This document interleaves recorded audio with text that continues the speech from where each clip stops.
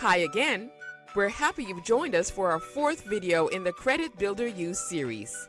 So by now, we've talked about the importance of building credit, secured credit cards, and how to best use a credit card to optimize your score.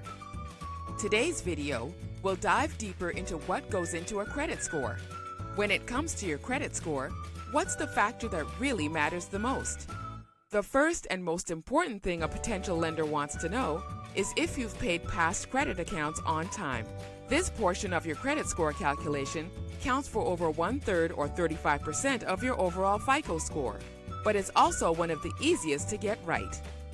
In general, paying your bills on time is the best thing you can do to improve your credit score. Building a long history of positive payment records is the fastest way to boost your credit score. And if you haven't already started building your credit, here's something you need to consider. Your secured card needs 6 months of active history on your credit report to really start to impact your credit score. You can't rush the process, and that's why it's essential to start establishing a payment history as soon as possible.